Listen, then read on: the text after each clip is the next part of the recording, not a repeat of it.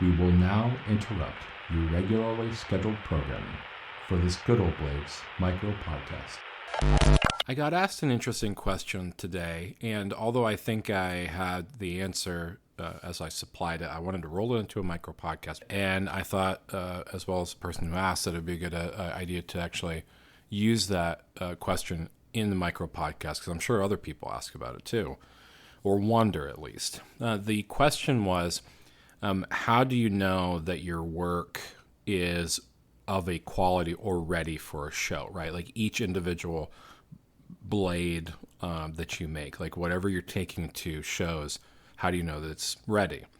And specifically, there was some context around like if you take, 15 of the same type of thing that you're making, but they all have minor variations in, I guess, quality, right? They're all just a little bit different. Are there some that you should not take or refine or whatever because they're just different? And I don't really have a good, honest answer for you. The only thing that I can say, and I don't know, it's like I'm using this as a micro podcast to educate you guys on things, but hear me out here. I don't really have a good answer because the question is qualified only by what do you feel as a maker is the consistency of your work, right? Like what do you feel the quality level is? What do you feel the quality control process is?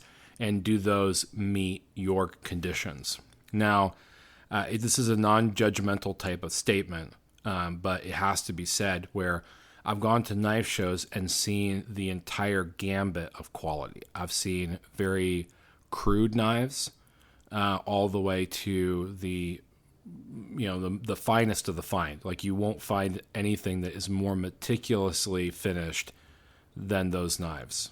And you might ask yourself, well, what makes one of the finest knife makers in the world push to the level that they're at, and you see others that are cruder? And there's no real answer. Like you have different clientele, you have different abilities. Like as a maker, maybe what we would consider crude is really the most that maker at that stage in their craftsmanship journey can achieve, and maybe they actually sell their knives. Maybe there's a value proposition with having more like cruder knives or whatever. There's all sorts of different elements that play into why do you see this at shows, and is there a direct answer to quality when you go to them? Like how do you determine what's appropriate for you based on what you see around you? And that's kind of the deal, is that there isn't any measuring stick for another maker that you should hold yourself up to more than your own. And what I mean by that really is that at the end of the day, when I go to a knife show, the stuff that I put on my table from an exhibition or from a sales perspective is what I have to be happy with, whether it sells or whether it doesn't sell. It's whatever I feel like I want everybody to see, right? And the same thing does not apply for every single maker. The same rules don't apply. So it really is kind of an introspection type of thing that you have to decide. I mean, does this look right or not? Is it good enough or not? And that's basically a portion of what customers look for when they're deciding whether they buy your work or not.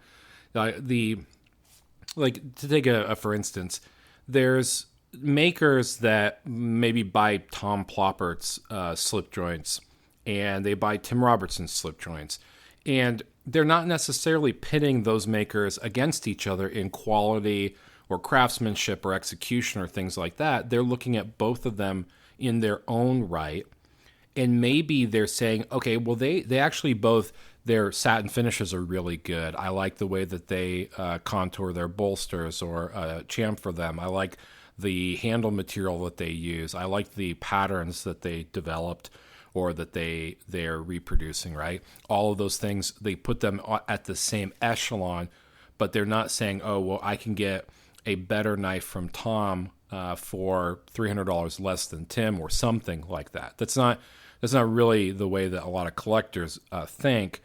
But at the same time, there's just nobody, like I can't really answer the question really other than saying, okay, let's be fair here.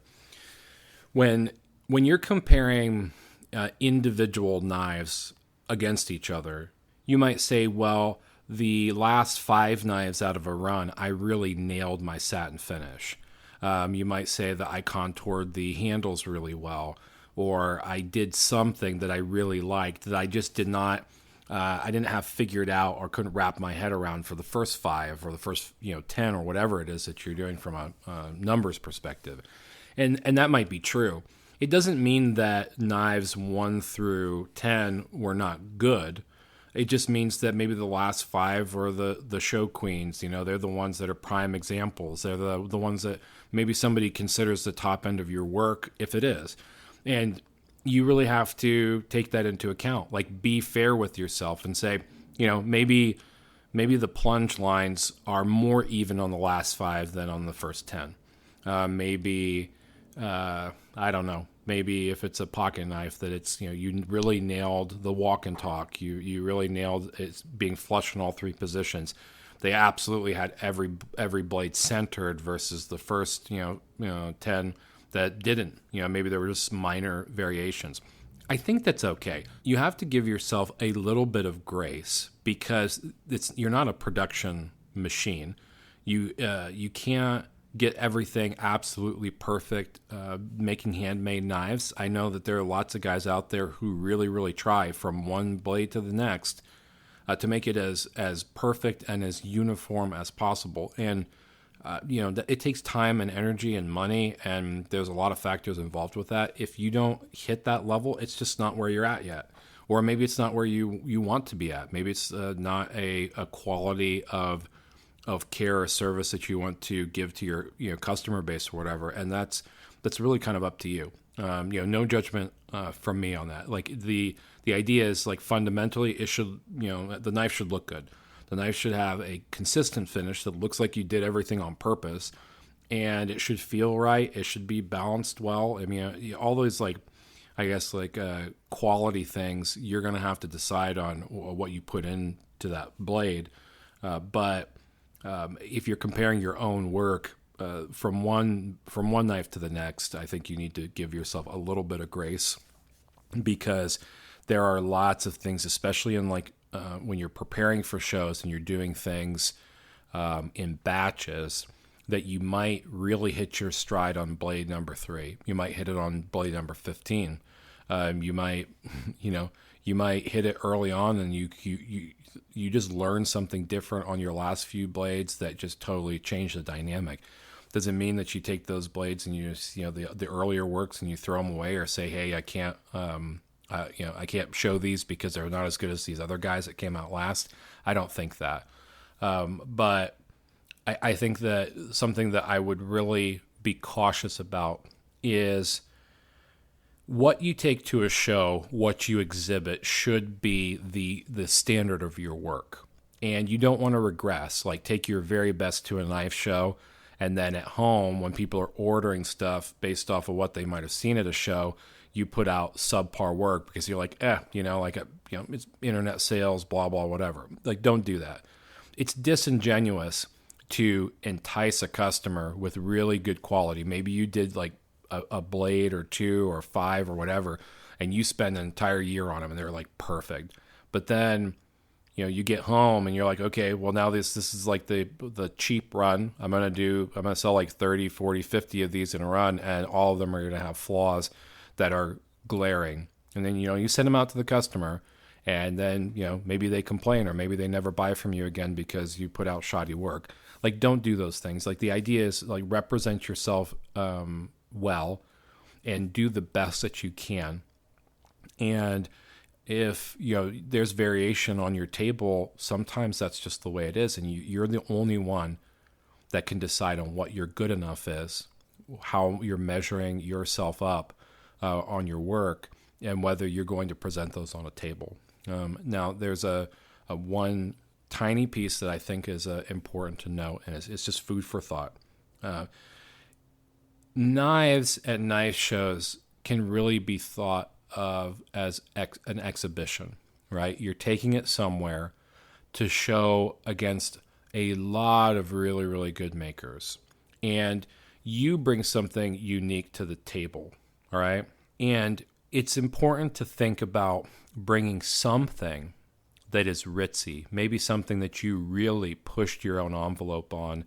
And it's just, it's something that it's new. It's a different model of something. It's using different materials. It's testing out different hand finishes and things, and using that exhibition quality to shows to be able to show it off. You know, if you have it on your table and somebody looks at that thing and looks at it and says, "Hey, I'll buy it," and like immediately after picking it up or just looking at it, or maybe you kind of shopped it around on your social media and they just have to have it. They came to the show specifically to see that. Man, maybe you got a winner. Like maybe that exhibition quality of things, like going there and actually strutting your stuff, you do more of that thing. And you can use that as a way to, evaluate the market, evaluate customers, what they're looking for out of your work and whatnot. But don't think about waxing all of your work because a few knives are of a slightly better quality or not. Just, roll with it. Make sure that you can fix anything that you can fix before you leave to go to the show, because once you get there, it's too late. Like when you're on that long drive or that plane ride or whatever, it is too late to worry about things. It's too late to fix them. You just do your show. You get the feedback that you do from patrons and customers, and you learn from it. But I hope that helps. I don't know that's necessarily an answer, but just remember. There are other knife makers out there too that you can bounce ideas off of, and you can ask questions, and you can have them look at your work, even if it's just images, and get some feedback if that's really matters to you. But always measure everybody else's feedback with what you personally feel, because sometimes that intuition is better. Sometimes other people are right, and maybe you do need to try harder. And you can fix something, but you always have to balance out constructive criticism with what you personally feel, and also if it's something that you can really fix the way that they're saying that maybe you need to. So, get at them, go to some shows, get some experience, and again, I hope this helps.